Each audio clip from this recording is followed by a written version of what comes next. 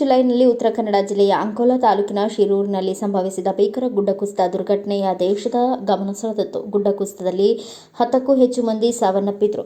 ಕೇರಳದ ಲಾರಿ ಚಾಲಕ ನದಿಗೆ ಬಿದ್ದಿದ್ದರಿಂದ ಕೇರಳದ ಬಹುಸಂಖ್ಯೆಯ ಮಾಧ್ಯಮಗಳು ಶಿರೂರಿನಲ್ಲಿ ಬೀಡು ಬಿಟ್ಟು ವರದಿ ಮಾಡಿದವು. ಆ ಘಟನೆ ಕಾಣೆಯಾದವರಲ್ಲಿ ಇನ್ನೂ 2 ಮೃತದೇಹಗಳು ಪತ್ತೆಯಾಗಿಲ್ಲ. ಆದರೆ ಕಾಣೆಯಾದವರ ಪತ್ತೆ ಕಾರ್ಯಾಚರಣೆ ಈಗಾಗಲೇ ಸ್ಥಗಿತಗೊಂಡಿದ್ದು, ತಮ್ಮ ಸ್ವಂತದವರನ್ನ ಕಳೆದುಕೊಂಡ ಕುಟುಂಬಸ್ಥರು ಕಂಗಾಲಾಗಿದ್ದಾರೆ. ನಿರಂತರ ಕಾರ್ಯಾಚರಣೆಯಿಂದಾಗಿ 9 ಮಂದಿಯ ಮೃತದೇಹವನ್ನು ಪತ್ತೆ ಮಾಡಲಾಗಿದೆ. ಆದರೆ ಶಿರೂರಿನ ಜಗನ್ನಾಥ, ಗಂಗೆಕೊಳ್ಳದ ಲೋಕೇಶ್ ಎಂಬುವರ ಮೃತದೇಹ ಪತ್ತೆಯಾಗಿಲ್ಲ. ಆದರೂ ಕಾರ್ಯಾಚರಣೆಯನ್ನ ನಿಲ್ಲಿಸಲಾಗಿದೆ. ಅವರ ಮೃತಪಟ್ಟಿದ್ದಾರೆ ಎಂದು ಮರಣ ಪ್ರಮಾಣ ಪತ್ರವನ್ನಾದರೂ ಕೊಡಿ ಎಂದು ಆಡಳಿತದಲ್ಲಿ ಕುಟುಂಬಸ್ಥರು ಮನವಿ ಮಾಡಿದ್ದಾರೆ. ಆದರೆ ಅಧಿಕಾರಿಗಳು ಆ 2 ಮೃತಪಟ್ಟಿದ್ದಾರೆ ಎಂದು ಮರಣ ಪ್ರಮಾಣ ಪತ್ರವನ್ನ ಕೊಡುತ್ತಿಲ್ಲ.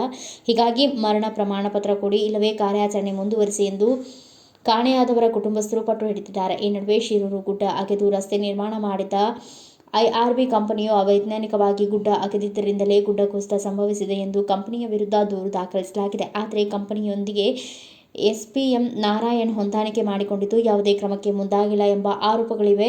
SP ವಿರುದ್ಧವೂ ಪ್ರಕರಣ ದಾಖಲಿಸಬೇಕು ಎಂದು ಒತ್ತಾಯ ಕೇಳಿಬಂದಿದೆ.